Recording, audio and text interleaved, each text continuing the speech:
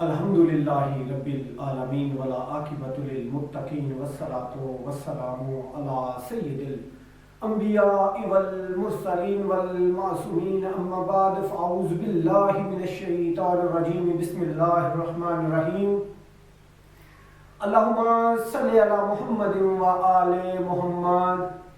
سامعین و مومنین، یا علی مدد،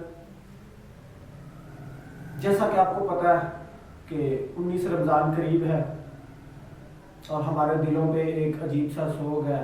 مولا کی ضربت کا دن ہے۔ مسلمانوں نے اس سورج کو مار ڈالا جس کی شعاؤں سے، نور کی کرنوں سے 18,000 عالمین روشن تھے، اور تمام عالمین میں سے صرف مخالفت کی ہے تو وہ صرف اس زمین کے مسلمانوں نے کی ہے، اور نبی کریم صلی اللہ علیہ وآلہ وسلم کا کلمہ پڑھنے والوں نے کی ہے۔ دین لیا ہی نہیں۔ ایک مورخ نے لکھا ہے نا، جو برا تھا، اس نے کہا کہ کاش مسلمان علی کو منبر پر رہنے دیتے تو آج کوئی ایسا علم نہ ہوتا، خواہ وہ کیمی ہے، خواہ وہ ریاضی ہے، خواہ وہ کسی بھی سائنس، ٹیکنالوجی، ہر طرح کے علوم کے اتنے باب کھل جاتے کہ دوبارہ کسی کو کچھ بھی ریسرچ کرنے کی ضرورت نہ پڑتی۔ لیکن مسلمانوں نے کیا کیا؟ ساری زندگی علی کی مخالفت، کبھی ممبروں پہ سب و شتم، کبھی کچھ، کبھی لڑائیاں، کبھی علی کے گھر کی شہادتیں۔ ان مسلمانوں نے کچھ بھی نہیں لیا، جان بوجھ کر کرتے تھے جی میں اب الحمدللہ میں مولا کی شہادت پڑھنی ہے، آپ کے فضائل پڑھنے ہیں ایک دو دن۔ تو بخاری سے میں نے سلسلہ شروع ہوا تھا کہ جو ہمیں اعتراضات ہیں ہمیں ان کا جواب دیا جائے کہ آپ اس بخاری کو قرآن کے بعد سب سے سچی کتاب کہتے ہیں، اس میں نبی مکرم اور آپ کی آل کی بلکہ کئی اور لوگوں کی بھی گستاخیاں ہوئی ہیں، یہاں تک کہ اللہ وحدہ لا شریک کے بارے میں یہ لکھا ہوا ہے کہ قیامت کے روز اللہ اپنے پاؤں کو پنڈلی سمیت دوزخ میں ڈالے گا۔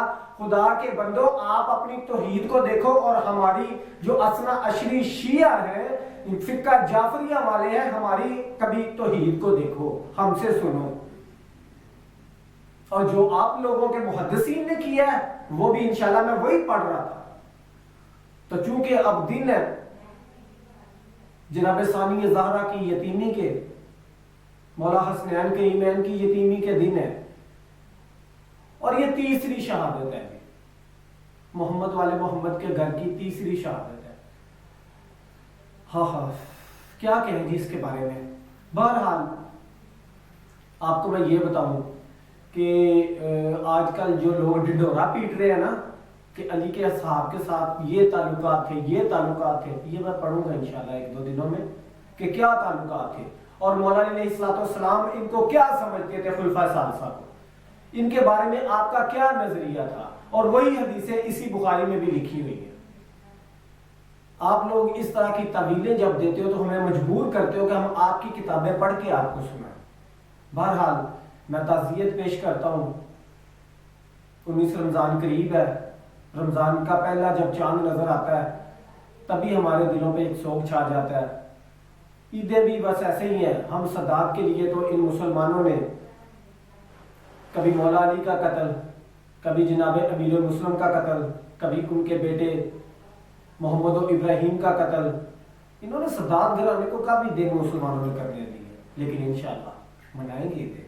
ہمارا ایمان ہے کہ جب ہمارا وارث آئے گا انشاءاللہ ہم عیدیں ضرور منائیں گے، خوشیاں کریں گے، ہنسیں گے انشاءاللہ، اور دعا ہے کہ اللہ ہمارے امام کے ظہور میں تجلیل فرمائے اور جلد از جلد ان کا ظہور ہو، اور ہم دیکھیں کہ پھر کیا حق ہے اور کیا باطل ہے، دودھ کا دودھ پانی کا پانی ہوگا۔ ہم اس وقت تک انشاءاللہ اپنا جہاں تک ہمارا زور چلتا ہے، زبان سے، ہاتھ سے، دماغ سے، آنکھوں سے، ہم یہ بیان کرتے رہیں گے کہ محمد والے محمد کی برابری کوئی نہیں کر سکتا۔ آپ جتنا مرضی زور لگاؤ، ہم آپ کی کتابوں سے دکھائیں گے کہ آپ کے خلفاء، آپ کے جو وی آئی پیز ہیں، ان کے اوقات کیا، ان کے کردار کے۔ شروع کرتے ہیں جی، بسم اللہ الرحمن الرحیم۔ یہ ہے جی میرے پاس بخاری، ٹھیک ہے جی۔ اس سے میں نے آج ایک روایت پڑھنی ہے، ابو عبداللہ محمد بن اسماعیل، جلد نمبر 1۔ اچھا جی، اس کی میں پڑھنے لگا ہوں جی، صحیح بخاری کی جلد اول ہے، پارہ نمبر 1 ہے اور کتاب الایمان ہے، ٹھیک ہے جی۔ اس میں ایک روایت لکھی ہے کہ جس میں لکھا ہوا ہے، روایت کہتا ہوں یہ حدیث نہیں، کیونکہ حدیث آپ لوگ، میں نے بار بار کہا نا، جو یہ سنی پڑھتے ہیں نا، ساڑھے سونے نبی دی زبان ساڑھے واسطے قرآن، ایسے نہیں ہے، یہ مانتے نہیں ہیں۔ ہم نبی کی زبان سے نکلے ہوئے الفاظ کو قرآن مانتے ہیں، قرآن اور نبی کے نکلے ہوئے زبان سے الفاظ ایک ہی چیز ہے، لیکن یہ جو روایت ہے نا، یہ جو روایات ہے، اس کو ہم نہیں مانتے، کیونکہ مزاج سے ہی نہیں ملتی، مزاج ہی نہیں ہے، نور علی نور کا مزاج ہی نہیں ہے کہ وہ اس طرح کی وہ بےہودہ قسم کی مطلب باتیں جو ہے وہ وہاں پر صادر ہو، یہ سوال ہی پیدا نہیں ہوتا۔ اور جن لوگوں نے یہ بےہودہ کلمات نبی سے منسوب کیے ہیں، میرے سونے نبی اکرم صلی اللہ علیہ وسلم نے فرمایا کہ جس نے میری طرف جھوٹ باندھا وہ کفر پر ہے اور وہ پکا جہنمی ہے۔ اب اس میں کون کون ہے، اب اس کی میں آپ کو شرح دکھاؤں یا اس کے راویوں کا آپ کو ذائچہ نکال کے دکھاؤں، پھر بتاؤں کون کون سے ہیں آپ کے وی آئی پیز اس میں کہ جنہوں نے یہ کچھ لکھا ہے۔ سنیے گا جی کیا لکھا ہوا۔ اچھا، اس میں جی یہ ہے حدیث نمبر 13 جی۔ اچھا، نبی پاک صلی اللہ علیہ وسلم نے سوری جی 19 نمبر حدیث ہے، باب نمبر 13 ہے اور حدیث نمبر 19 ہے، مجھے تھوڑا سا مغالطہ ہو گیا تھا، حدیث نمبر 19 اور صفحہ نمبر ہے 104 میرے پاس۔ یہ بخاری ہے جی، میں نے آپ کو بتایا تھا، یہ چھپی ہوئی ہے جی، ترجمہ علامہ وحید الدین زمان کا ہے، مکتبہ رحمانیہ سے یہ چھپی ہوئی ہے اور اس کا صفحہ نمبر ہے 104۔ اچھا، جس میں لکھا جی حدثنا سلیمان بن حرب قال حدثنا شعبۃ عن قتادہ عن انس رضی اللہ تعالی عنہ نبی قال۔ اچھا آگے سنیے گا جی، یہ لکھا کیا ہوا کہ اس میں ہاں جو مین چیز ہے وہ آپ کے سامنے رکھنا چاہتا ہوں۔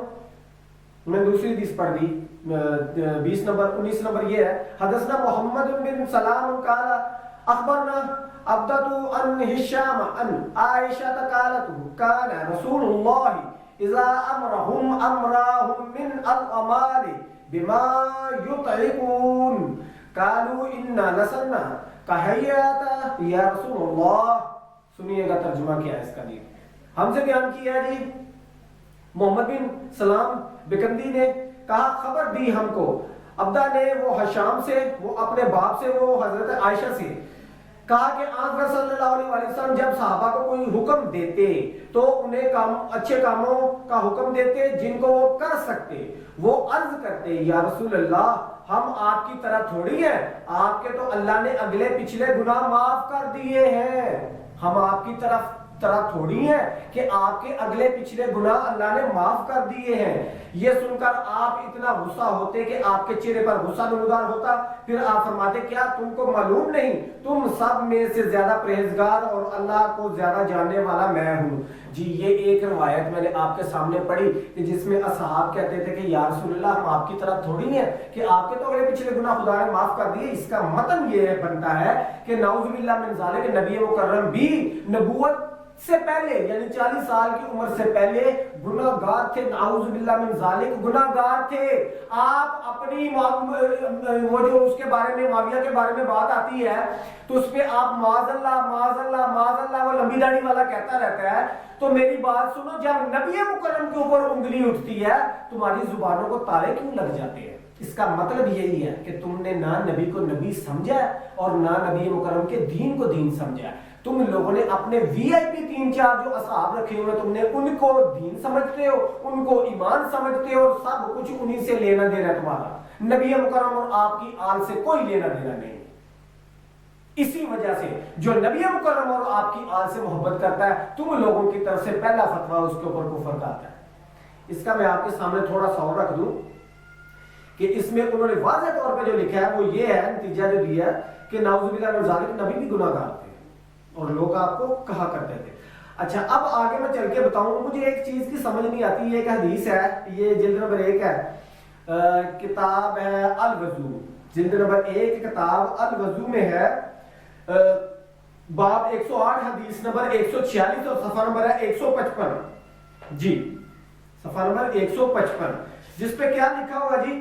یہ لکھا ہے کہ جی عائشہ فرماتی ہیں کہ رسول کی ازواج رفع حاجت کے لیے رات کو مناسا کی طرف جاتی تھی. مناسا کا مطلب کشادہ ٹیلا یعنی کہ اونچا ٹیلا. اچھا، عمر رسول سے کہا کرتے تھے کہ آپ اپنی ازواج کو پردے میں بٹھائیں، لیکن آپ ایسا نہیں کرتے تھے. ایک رات عشاء کے وقت زوجہ رسول سودا بنت زمعہ رفع حاجت کے لیے نکلی. آپ دراز قد تھیں.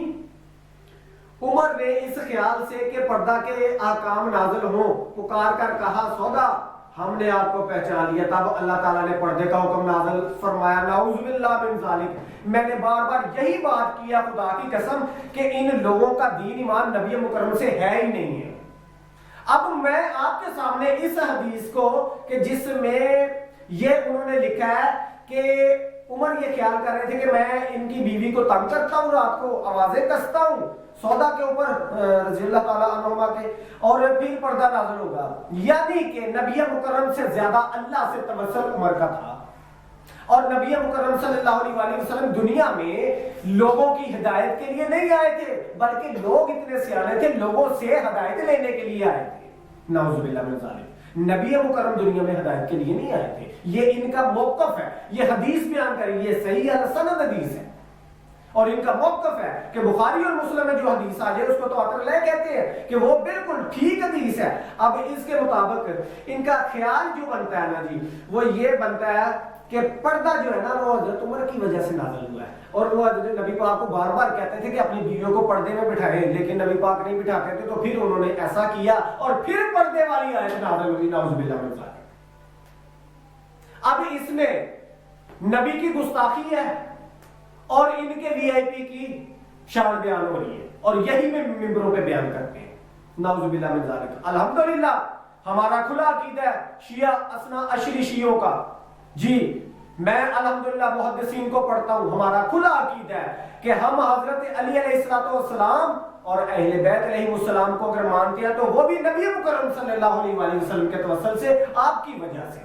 اور اگر خدا کی قسم ہمارے علماء یہاں تک کہتے ہیں کہ اگر احد میں علی بھی نبی کو چھوڑ کر چلے جاتے ہیں نا تو ہم علی کو بھی نہ مانتے. ہمارے تو نبوت کا عقیدہ دیکھے، ہمارا محمد مصطفیٰ صلی اللہ علیہ وآلہ وسلم کے متعلق عقیدہ دیکھے، ہمارا توحید کے متعلق عقیدہ دیکھے، آپ اس کے کہیں بھی نہیں پہنچ سکتے جناب والا.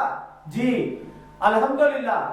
علی سے بھی کسی نے کہا تھا نا آپ کیوں نہیں چھوڑ کے بھاگے جب سب صحابہ آگے تھے. یہ خود اس میں لکھا، میں نے سارا پڑھنا ہے. اب میں نے جلدی انشاءاللہ ویڈیو شوٹ کرنی ہے اسی بخاری کے متعلق اور بعد میں مولا علی کی شہادت پڑھنی ہے. تو آپ کو میں یہ بتاؤں کہ میرے مولا نے جواب دیا جب سب چھوڑ کر بھاگ گئے میں کیسے چلے جاتا؟ نبی کو چھوڑ کر کیا میں کافر ہو جاتا؟ اس کا مطلب یہ ہے کہ جو بھی نبی کو چھوڑ کر بھاگا اس کے متعلق میرے مولا نے واضح طور پہ کفر کا بتا دیا. اب آگے سنیے گا جی. نعوذ باللہ من ذالک. یہ جی کتاب ہے ایک جلد وضو ہے اور باب نمبر 152 ہے اور حدیث نمبر ہے 213، صفحہ نمبر ہے 175. صفحہ نمبر کا 1-2 آگا پیچھے ہو سکتا ہے. 175 ٹھیک ہے جی، باب وضو میں. اچھا یہ ہے جی تیمم کے بعد باب وضو. جی اچھا اس میں کیا ہے جی؟ حدیث سنیے گا جی. نعوذ باللہ من ذالک. جلد نمبر 1 کتاب وضو باب 152 حدیث نمبر 213 صفحہ نمبر 154، جس میں حضرت ابن عباس فرماتے ہیں رسول اکرم مدینہ یا مکہ کے بغاز سے گزرے تو آپ صلی اللہ علیہ وسلم نے 2 انسانوں کی آواز سنی جن کو قبر میں عذاب ہو رہا تھا. آپ نے فرمایا ان پر عذاب ہو رہا ہے لیکن کوئی بڑے گناہ میں نہیں. فرمایا ان میں سے ایک تو پیشاب کی چھینٹوں سے پرہیز نہ کرتا تھا اور دوسرا چگلیاں کھاتا تھا. پھر آپ صلی اللہ علیہ وسلم نے ایک ہری شاخ منگائی، اس کے 2 ٹکڑے کیے اور ایک ٹکڑا دونوں قبروں پر رکھ دیا. میں نے عرض کیا یا رسول اللہ یہ آپ نے کس کے لیے کیا؟ فرمایا امید ہے جب تک یہ سرسبز رہیں گی عذاب میں کمی ہوتی رہے گی. ٹھیک ہے جی.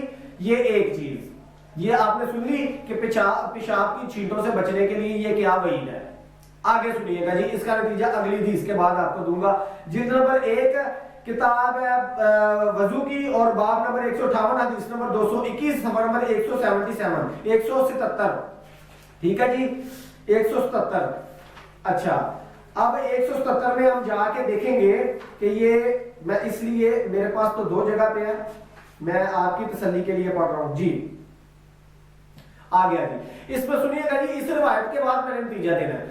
اچھا, جلد نمبر 1 کتاب وضو باب 158 حدیث نمبر 221 صفحہ نمبر 177. حذیفہ فرماتے ہیں کہ رسول اللہ کسی قوم کو کی کوڑی, یعنی کوڑی جہاں پہ کوڑا پھینکتے ہیں, یہ روڑی کہہ لیں, ٹھیک ہے جی, کوڑا ڈالا جاتا ہے, پر تشریف لائے اور کھڑے ہو کر پیشاب کیا, پھر پانی منگایا, میں پانی لایا اور آپ نے وضو کیا. نعوذ باللہ من ذالک. یہاں پہلی حدیث میں نبی فرماتے ہیں کہ جو پیشاب کی چھینٹوں سے پرہیز نہیں کرتا اس کے لیے سخت عذاب ہے قبر کا. اور دوسری جگہ پہ اسی میں باب وضو میں لکھا جا رہا ہے کہ نعوذ باللہ من ذالک معاذ اللہ, نبی کریم کھڑے ہو کر پیشاب کیا کرتے تھے. اچھا, ہاں اللہ ہی جانے جی اس میں امام بخاری صاحب ثابت کیا کرنا چاہتے ہیں, وہ نبی مکرم کی کون سی شان ثابت کرنا چاہ رہے ہیں, مجھے نہیں سمجھ آ رہی, اور مجھے سمجھ نہیں آتی جو اس کتاب کو قرآن کے بعد سب سے بڑی کتاب کہتے ہیں. قرآن بھی نبی کی وجہ سے ہے جی. ہاں جی, آگے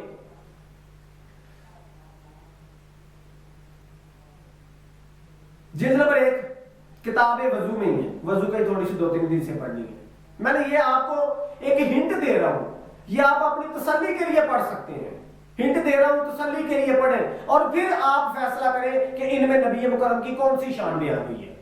ٹھیک ہے جی, اور ان باتوں کے لکھنے کا مقصد کیا بنتا تھا, مقصد بھی آپ کو انشاءاللہ سمجھ آ جائے گا کہ کچھ کریکٹروں کو گم کیا گیا, تاریخ سے مٹایا گیا, اور کچھ کریکٹر ان کی وجہ سے لانچ کیے گئے. جیسا کہ دائی حلیمہ کا کریکٹر لانچ کیا گیا, کس کو مٹانے کے لیے, جناب فاطمہ بنت اسد کو مٹانے کے لیے, کیونکہ دائی حلیمہ لانچ نہ ہوتی تو جناب فاطمہ بنت اسد کے بارے میں بتانا پڑتا تھا کہ میرے نبی کو اپنی گودی میں بٹھا کر چوریاں کھلانے والی جناب فاطمہ بنت اسد علی کی ماں تھی. تو مسلمانوں نے ان کو تو کافر کہنا تھا. مسلمانوں نے تو جس نے اپنی گودی میں بٹھا کر چوریاں کھلائیں, دونوں میاں بیوی نے, جناب فاطمہ بنت اسد نے اور جناب ابو طالب نے, ان کو تو مسلمان کافر کہتے ہیں. پھر ان کی شان بیان کرنی پڑنی تھی. صحیح ہے جی.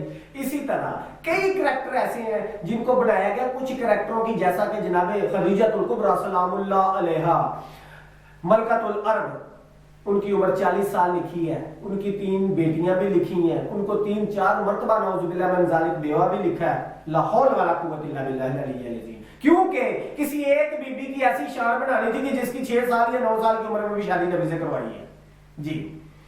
ایسے ہی ہے. اچھا جی, حدیث نمبر 229 صفحہ نمبر 178. عائشہ فرماتی ہے کہ میں رسول اللہ کے کپڑے سے نجاست دھو ڈالتی تھی, پھر بھی اس کا ایک دبا یا کئی دبے رہتے تھے دیکھتی تھی. اور کیا پڑھیں گے, بہرحال اس روایت کو بیان کرنے کا کیا مقصد بنتا تھا؟ اہل فکر کے لیے یہ دعوت ہے کہ ان روایات سے نبی کی کون سی شان بیان ہو رہی ہے, یہ صرف ہم نے بتانا ہے, باقی آگے میں کیا پڑھوں اس کے بارے میں. آگے سنیے گا جی, ایک روایت اور بیان کر دوں, کتاب غسل میں ہے, یہ باب نمبر 193 حدیث نمبر 272 صفحہ نمبر 192. ابو ہریرہ سے روایت ہے کہ رسول اللہ نے فرمایا بنی اسرائیل والے برہنہ ننگے ہو کر غسل کرتے تھے, لیکن موسیٰ اکیلے غسل کرتے تھے. بنی اسرائیل بولے خدا کی قسم موسیٰ ہمارے ساتھ اس لیے نہیں نہاتے کیونکہ ان کے جسم میں کچھ ایسی بات ہے جو دیکھنے والی نہیں ہے. میں بیان پڑھ نہیں سکتا, پڑھ لیجئے گا. حدیث نمبر جو ہے وہ 272 ہے. اچھا, اس کے بعد ایک بار آپ نہا رہے تھے, آپ کے کپڑے ایک پتھر پر رکھے ہوئے تھے, وہ پتھر آپ کے کپڑے لے کر بھاگ نکلا.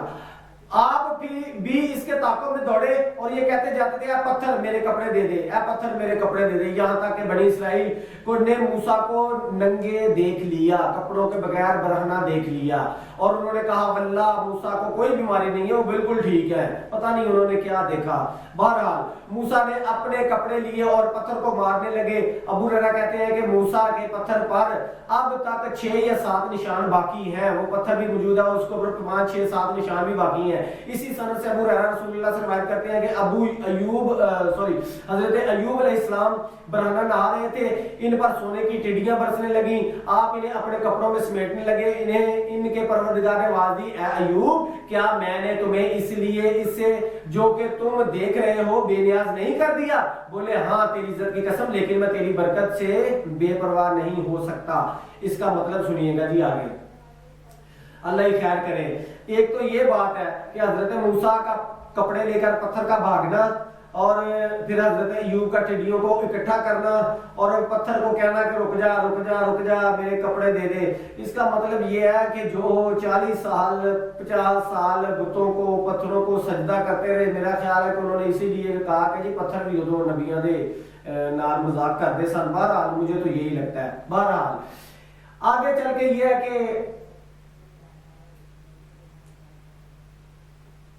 یہ نبیوں کو برہنہ کرنے کا معاملہ اور نبیوں کے اندر نقص نکالنے والی بات, جیسا کہ میرے نبی کو بھی کہا گیا نا کہ ان کے اوپر ہذیان ہو گیا جب میرے نبی نے قلم دعات مانگا تھا. یہ میں آپ کو بتا دوں, یہ پچھلی امتوں نے بھی جو کیا وہی یہ بیان کر کے نبی کے اوپر بھی وہی تہمتیں لگائی گئی ہیں, وہ بھی پڑھنی ہیں.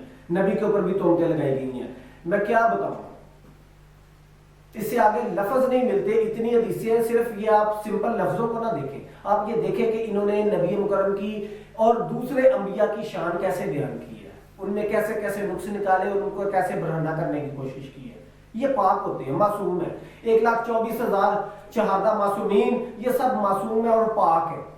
ان کا نور اللہ نور ہے. انسان ان کے بدن کو کیا دیکھ سکتا ہے؟ 72,000 بشری پردوں میں لپٹ کر اللہ کا نور دنیا میں آیا ہے. انسان کی نطفے کے پیدائش کی کیا اوقات ہے کہ وہ ان کو اپنی آنکھوں سے دیکھ سکے. بہرحال یہ جو بیان کرتے ہیں ان کو انشاءاللہ اور کھولنا ہے ابھی. اللہ تعالیٰ آپ کا ناصر و مولا غازی آپ کو عزت دے یا علی مدد.